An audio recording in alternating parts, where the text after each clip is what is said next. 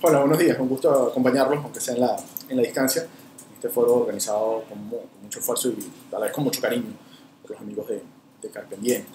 Básicamente, antes de entrar en materia y responder la pregunta básica de la presentación, si se le puede ganar al CNE, es decir, al Estado venezolano, creo que es importante recordar que en este momento el gran éxito de Nicolás Maduro ha sido evitar la coordinación electoral y política de la oposición. Imagínense por un momento, imagínense un candidato de oposición respaldado por todos los partidos, por todos los líderes, respaldado por toda la estructura técnica que se ha construido en los últimos 10 años, con el respaldo de la comunidad internacional o apoyado por la comunidad internacional, en contra de Nicolás Maduro, con solamente 20-25% de aceptación popular y 8 de cada 10 venezolanos reclamando un cambio en el sistema de gobierno. Imaginen, o simplemente imaginen a un líder que ha decidido no participar o que en este momento, a poco menos de un mes de la elección, decide retirarse porque las condiciones políticas y electorales no están dadas. Ese líder, con el apoyo de todos los partidos, de todos los integrantes de la oposición venezolana, con el respaldo de la comunidad internacional. Eso desafortunadamente no va a ocurrir, no está ocurriendo. La oposición está fragmentada en 3 bloques muy claros en este momento, y en buena medida ese es parte del éxito de Nicolás Maduro, por lo menos hasta este momento. Así que el debate no puede ser votar o no el 20 de mayo, sino el debate tiene que ser la hoja de ruta a partir del 21 de mayo y evidentemente cómo retomar la coordinación de la oposición. Si no se vota el 20 de mayo o si se vota y gana Maduro, ¿significa 6 años más? No necesariamente. Los efectos legales de la elección del 20 de mayo, convocada por la Asamblea Nacional Constituyente, van a permanecer el tiempo que el chavismo permanezca unido o el tiempo en donde no se fragmente de forma significativa la coalición de gobierno. Tranquilamente podemos ver una elección en los próximos 7 meses o incluso después del mes de enero del año 2019. Eso sí, siempre hay que recordar que si llegase a ganar Falcón el 20 de mayo, implica un periodo de 7 meses con un presidente electo y un presidente en funciones, y un periodo de prácticamente un año de un presidente electo que tomaría posesión el 10 de enero, y una Asamblea Nacional Constituyente que en teoría gobernaría hasta el mes de julio del año 2019. Así que el 20 de mayo difícilmente sea el deadline que algunos están planteando, sino es un paso más dentro de la consolidación de un régimen totalitario o del inicio de un proceso de transición a la democracia, como ocurrió en los casos de Chile, en los casos de Nicaragua, a través de elecciones, o como ocurrió en el caso de Ghana, por ejemplo, con la presión internacional. Vamos entonces a entrar en materia para ver la presentación y hablar con números en la mano. Lo primero que habría que discutir es si es suficiente o no ganar en las encuestas. Así que vamos a empezar a ver los datos de los últimos estudios de opinión pública que se han ido divulgando, que son parte del debate que tenemos en este momento. Primero, bueno, lo que estamos viendo en pantalla es un estudio de Delfos sobre la opinión que tienen los venezolanos sobre si vale la pena votar con este Consejo Nacional Electoral. Como se puede ver por autodefinición política, solo quienes se autodefinen como chavistas están plenamente convencidos en que vale la pena votar con este CNE, 93%, contra el 29% de los opositores y el 23% de los independientes. En total, y siempre recordando que opositores independientes constituyen la mayoría del país, en total estamos hablando de solo 45% de la población que cree que vale la pena votar con este Consejo Nacional Electoral. Ahora bien, esta situación no es nueva. El venezolano tiene prácticamente una década votando a pesar del Consejo Nacional Electoral. La diferencia está en este momento en que pareciera que esa disposición a votar a pesar del CNE y a pesar de las condiciones se ha ido perdiendo, por lo menos desde el año 2015 hasta la fecha. Lo que estamos viendo ahora es un estudio de Datincorp, es el más reciente. La línea roja corresponde a la opinión de los que están totalmente decididos a votar, que según Datincorp corresponde al 62% de los venezolanos. La línea amarilla o la barra amarilla corresponde al total de electores. En el caso de los que están muy decididos a votar o totalmente decididos a votar, según este estudio de Datincorp, 32% lo haría por Maduro, 40% lo haría por Henry Falcón y 11% lo haría por Bertucci. Aquí siempre es importante recordar que en el caso de Bertucci, llegado el día de la elección, buena parte de sus electores pudiesen migrar hacia Falcón. En este estudio, en esta pregunta en particular, pues pareciera que es muy obvia la opción de triunfo de Henry Falcón. La pregunta es si esto es suficiente para ganarle al Estado venezolano. Vamos a seguir viendo algunas encuestas. Esto que vemos en pantalla es Delfos. Delfos pone el grupo que se dice muy seguros de votar en 51,4%, 10.2 millones. En este escenario, según Delfos, el 30% votaría por Henry Falcón, el 42% lo haría por Nicolás Maduro. El mismo escenario. En buena medida, los votos de Bertucci, que tiene el 12%, pudiesen migrar a Falcón. Ahora vamos a comparar, seguimos viendo Delfos, sin embargo esto es cómo votarían los ciudadanos si no hubiese barreras. Y a lo que la encuestadora llama barreras se refiere no solamente a la disposición a participar, sino a otros condicionantes como el carnet de la patria, etc. En este escenario, un candidato unitario de oposición obtendría el 53% de los votos y el candidato del PSUV obtendría el 27%. Si seguimos avanzando, vemos el caso de Consultores 21. En el caso de, en esta lámina en particular, lo que estamos viendo son los que están muy seguros de ir a votar, que es el 36%, que es el dato que está en el medio de la presentación. Vean que en este caso solo hay una diferencia de 16 puntos porcentuales entre Nicolás Maduro y el candidato de la oposición. Eso sí, si vemos a la derecha del dato central, los que no están dispuestos a votar en mayo, que es el 40%, vean que el 72% de ese 40% pudiese terminarse inclinando hacia un candidato opositor. Solamente el 3% podría terminar inclinándose hacia Nicolás Maduro. Las condiciones son claves y en este resultado lo que vemos es que los indecisos o los que no están dispuestos a votar, que en su mayoría son opositores independientes, también son claves. Esta es una lámina, esto es un resultado de data análisis, corresponde al mes de marzo. Aquí la diferencia era de 13 puntos porcentuales entre Henry Falcón y Nicolás Maduro. Mismo problema de los anteriores. La mayoría de quienes están dispuestos a votar, la mayoría de quienes no están dispuestos a votar terminan siendo opositores independientes, así que si se volcaran masivamente a las urnas el 20 de mayo, pues seguramente Falcón pudiese incrementar su diferencia sobre Maduro. Falcón o cualquier candidato unitario de oposición. Creo que aquí vale la pena hacer esa acotación, porque no se trata de gente que esté votando por Henry Falcón, se trata de gente que está votando en contra de Nicolás Maduro. Ahora, ¿es esto suficiente para ganar? Seguimos con la duda. Vamos a ver 3 elementos básicos: garantías electorales, vías para cambiar el modelo y elecciones y presión internacional. ¿Es suficiente ganar en las encuestas para derrotar al Consejo Nacional Electoral, para derrotar al Estado venezolano?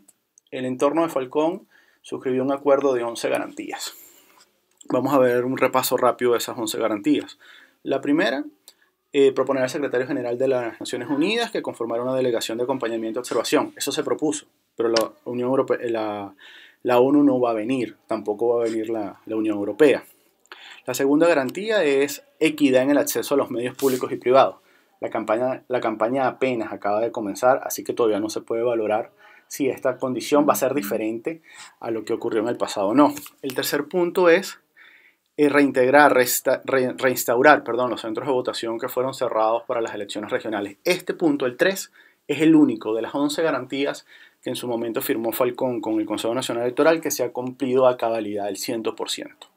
El punto 4 es realizar todas las auditorías técnicas. Las auditorías se han hecho, sin embargo no han aclarado las dudas que existen sobre el sistema automatizado, ahora que no está Smartmatic. Vamos a ver este tema un poco más adelante.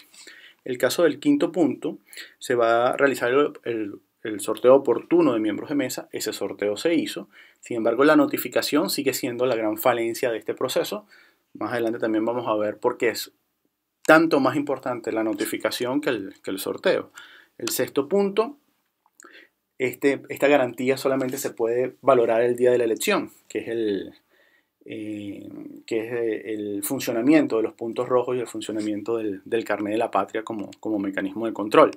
El séptimo punto, efectivamente se cumplió un nuevo proceso de inscripción en el registro electoral. Ese proceso de inscripción en el registro electoral dio unos resultados muy particulares. En cualquier otro momento la oposición hubiese hecho un tema de opinión pública sobre los resultados de ese proceso de inscripción en el registro electoral. En este caso particular, los candidatos que adversan a Maduro no han pareciera no prestarle o no darle mayor importancia a los datos a los datos del proceso de actualización del registro. Los vamos a ver también un poco más adelante. El punto 8, el gobierno va a evitar transmisiones conjuntas de radio y televisión. Estamos recién comenzando la campaña, habría que ver si efectivamente se cumple o no esta condición. El punto 9, se van a realizar reuniones por separado con el Plan República. Esto todavía no se ha cumplido formalmente. El punto 10, efectivamente se ha constituido un grupo de alto nivel. No hay ningún avance significativo en este grupo con el Consejo Nacional Electoral. Y el punto 11, que se va a establecer en conjunto con el CNE el cronograma con lapsos prudenciales para los comicios de consejos legislativos, que también van a ser el 20 de mayo, y consejos municipales, que en este momento no está claro si son el 20 de mayo o no. Todo parece indicar que no son así. Y en el caso de los consejos legislativos o las asambleas legislativas, en realidad, es más la desinformación, sobre todo por la conformación de circunscripciones, que ronda sobre este proceso. Así que de las 11 garantías que en teoría Falcón pactó con el Consejo Nacional Electoral para garantizar que la elección fuera medianamente competitiva, al día de hoy solamente una se ha cumplido a cabalidad, que es la restitución de los centros de votación que fueron cerrados en el año 2017. Es importante entender que hay dos vías para cambiar un modelo autoritario. La primera es que se procure un quiebre o un colapso del régimen autoritario, y la segunda es que se produzca una transición negociada. Y hay varias formas o hay varios elementos que deben converger para que se dé una o la otra vía. Son 4 factores básicos para la transición, lo que dice la teoría o lo que dicen los distintos precedentes internacionales: que aumenten los integrantes insatisfechos con la coalición dominante, que disminuya la capacidad del régimen de contener la crítica, que incrementen los umbrales de movilización política. Esto ocurrió muchísimo el año pasado, se desarticuló totalmente en este momento. Y el punto 4, que es que aumenten los costos de la represión para la coalición dominante. Estos 4 elementos se han dado en Venezuela, pero por separado. Lo que dice la teoría es que tienen que converger. Tal vez el momento en donde estuvieron más cerca de materializarse todos al mismo tiempo fue durante las protestas del año 2017. En este momento la descoordinación opositora y la división en 3 bloques más o menos visibles hace que sea inviable que los 4 elementos que son necesarios para una transición converjan al mismo tiempo, en el mismo escenario. Así que tenemos ahorita un debate craso y supino sobre si se trata de elecciones o sobre si se debe apostar todo a la presión internacional. Y ambas son necesarias, pero son insuficientes por sí solas, y eso pareciera que no lo ha entendido la dirigencia política. Quienes llaman a votar ponen generalmente los ejemplos de Chile y Nicaragua. Quienes llaman a apostar a la presión internacional ponen los ejemplos de Panamá y Ghana. Ejemplos siempre va a haber. Probablemente hay más ejemplos de fracturas de coaliciones gobernantes a través de elecciones que a través de presión internacional. Sin embargo, el debate no es que es mejor, o el debate en este caso, como lo decíamos al inicio, es la necesidad de pactar una hoja de ruta de la coordinación opositora que en este momento no existe. Y es una coordinación que debería darse por lo menos en 10 tableros, como lo han explicado algunos politólogos como John Magdaleno, por ejemplo, en la opinión pública nacional e internacional, los organismos multilaterales, los parlamentos de la región, los diálogos que pueden darse con empresarios vinculados a la coalición del gobierno, los diálogos con el chavismo descontento, el papel de la Iglesia, del Vaticano, el rol de los militares y las elecciones. Todo en general, estos 10 elementos o incluso más son los que deben converger o deben trabajarse al unísono para forzar una transición. El problema es que la oposición venezolana está centrada en debatir sobre elecciones el 20 de mayo o no. Si seguimos avanzando y vimos unas encuestas que son muy alentadoras para un candidato unitario de oposición, entonces la pregunta es si esas encuestas son suficientes para ganar, o es suficiente ganar en las encuestas para derrotar al Estado venezolano. Primero vamos a ver el tema de las máquinas. Tenemos 34.000 mesas de votación, 34.000 máquinas, una máquina por mesa. Las auditorías de software que se hicieron la semana pasada no han aclarado varias de las dudas básicas. Los equipos no reciben mantenimientos del año 2013, así que los equipos más vetustos, los de más tiempo de uso, los que vienen desde el año 2005, son más propensos a fallar. Esos equipos se ubicaron en el año 2017 en zonas eminentemente opositoras. Por eso es que las máquinas que suelen fallar en zonas opositoras, porque son las más viejas, son las que necesitan más mantenimiento y son los equipos que no han recibido mantenimiento. Este tema no se ha aclarado, o por lo menos los candidatos que participan no lo han aclarado. Tampoco se ha aclarado dónde van a estar los centros de contingencia para reemplazar esas máquinas. El presidente del año 2017 lo que nos dice es que los centros de contingencia se colocan en las zonas más alejadas de los centros opositores. Y tal vez la pregunta básica, la licencia de uso del software de escrutinio, transmisión y totalización que en su momento generó Smartmatic se venció en el año 2017. El CNE no ha explicado qué hizo con la renovación o cómo logró renovar o cómo está logrando utilizar esos software sin la licencia de Smartmatic. De hecho, el tema tecnológico plantea un elemento distinto o diferente o más complicado del que había en el año 2015. Ya no se trata de tener una estructura de 34.000 testigos para recabar 34.000 actas de votación, porque 34.000 testigos con 34.000 actas de votación pudiesen estar avalando un fraude tecnológico, si no se hace la revisión detallada del sistema de auditoría, de transmisión y de totalización de resultados. Si seguimos avanzando, el tema de la hora de cierre no estuvo en el acuerdo en que firmó Falcón y el Consejo Nacional Electoral y este sigue siendo clave. Lo que están viendo en su pantalla es el resumen del boletín de totalización por estado de las elecciones regionales. Lo que están viendo es el estado Carabobo.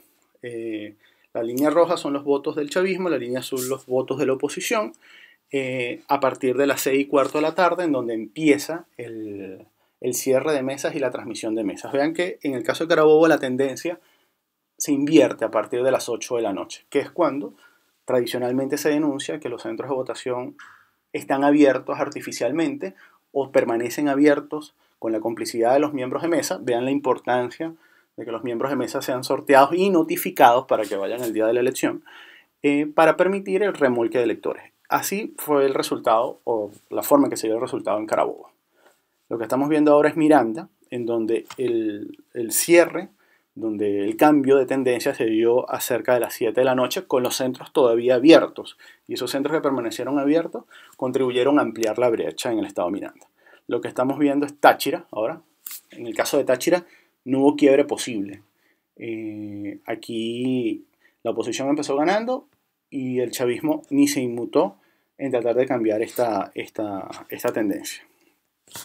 Estamos viendo Bolívar. Vean que hacia el final del gráfico hay unos puntos que faltan. Acotación. Estos gráficos se generan con el reporte de totalización del Consejo Nacional Electoral. Cada punto en el gráfico corresponde a una mesa que transmitió el resultado entre las 6:15 de la tarde y las 10:11 de la noche.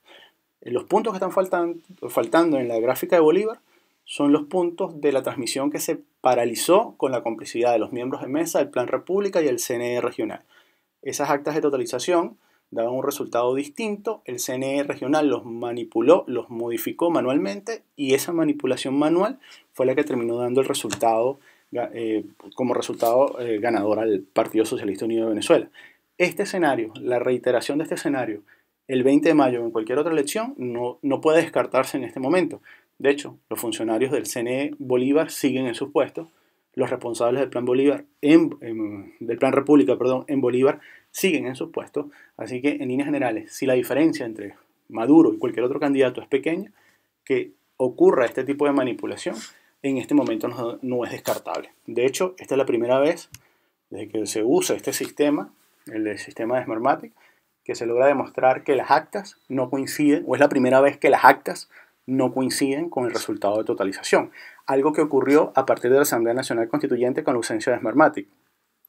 En el site de divulgación de resultados del Consejo Nacional Electoral hay inconsistencias numéricas en 8 estados. Hay 8 estados que tienen más votos que electores en la ficha que publica el Consejo Nacional Electoral. Algo inaudito para un proceso automatizado y algo inaudito que nunca había ocurrido en el pasado. Lo que estamos viendo es el estado Sucre, donde el chavismo siempre ganó de calle. Aquí no hay tendencia que se invierta a ninguna hora de cierre. Y esta lámina es el resultado de todos los estados. Vean cómo es muy pareja la votación hasta las 7, 7 y media de la noche. A partir de las 8 de la noche se abre la brecha a favor del chavismo, generalmente con los centros y mesas que permanecen abiertos.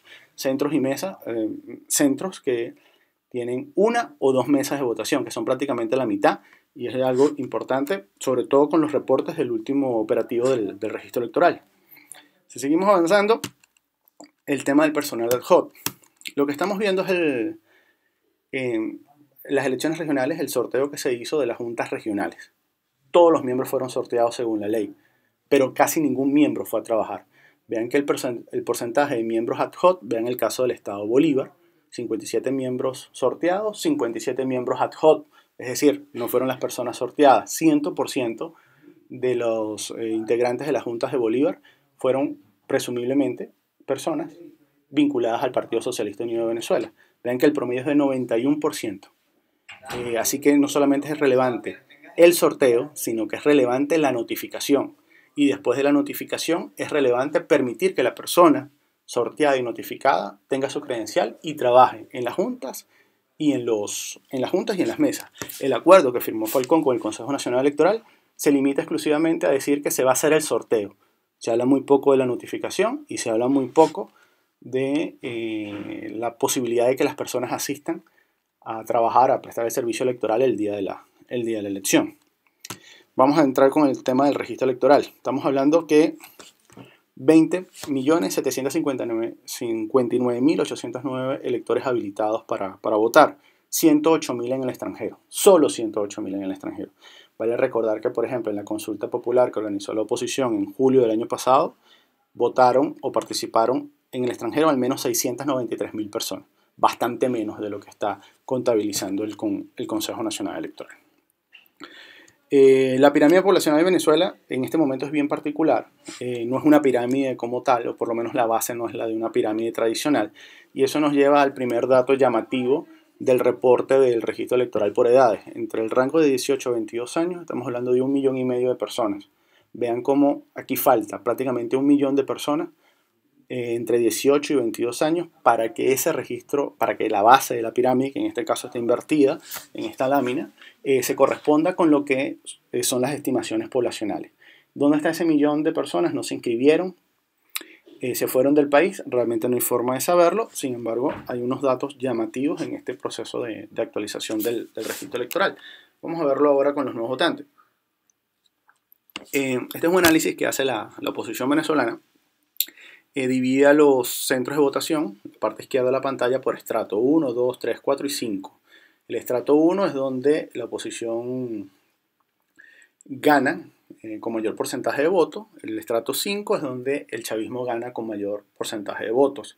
Vean que donde el chavismo gana con mayor porcentaje de votos, que son los estratos 4 y 5, son los centros en donde se registraron más inscripciones de nuevos electores. Estamos hablando de más de 500.000 nuevos electores en los centros de 1 y 2 mesas, que son donde el chavismo suele ganar con una diferencia importante, y son los centros que suelen permanecer abiertos después de las 8 de la noche y permiten que se cambien las tendencias.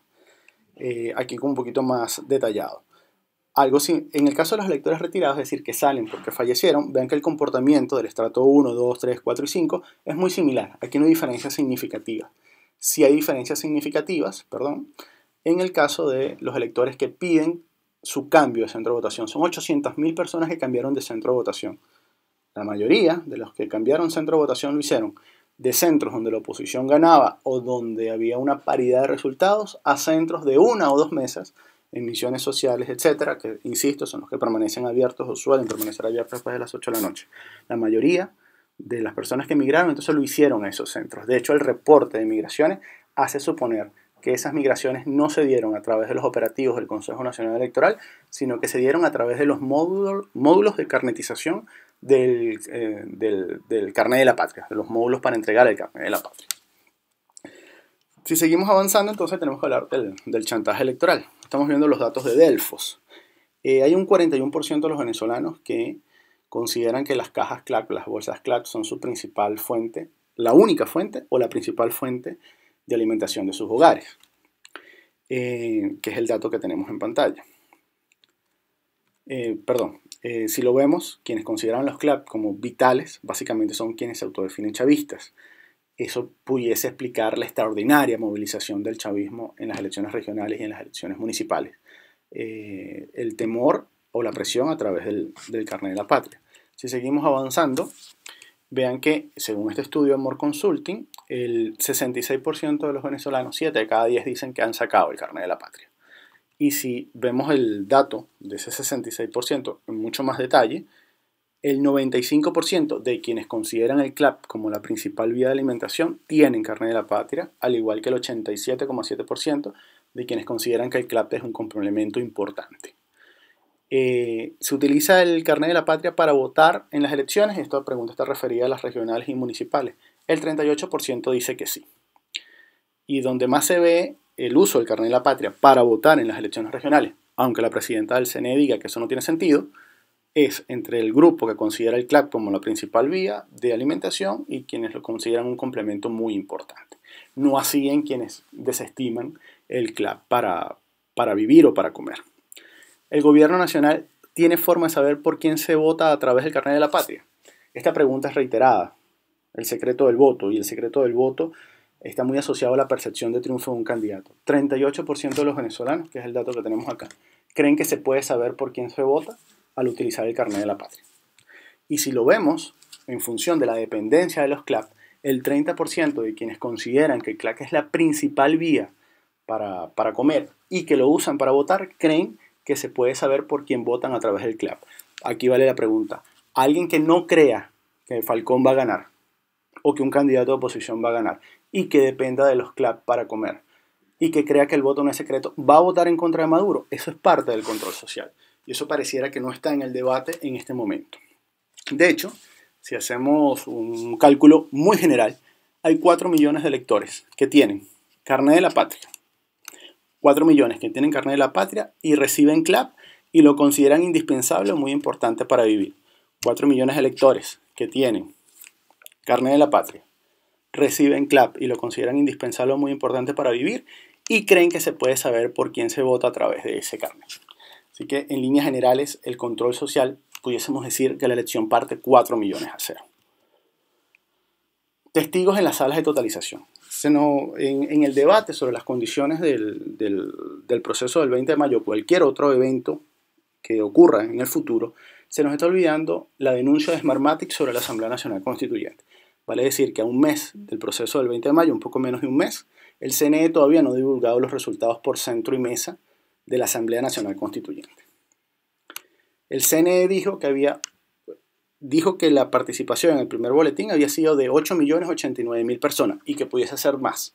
Después no dieron otros boletines. Smartmatic dijo que había sido de 6.7 millones. ¿Significa que se manipuló el sistema? No. En este caso Smartmatic lo que dijo es que la presidenta del CNE tomó el boletín de totalización que daba una participación entre 6.7 y 6.9 millones de votos y dijo que habían votado 8 millones. ¿Eso se puede revertir el 20 de mayo si fuese el caso? Se necesitan testigos en la sala de totalización.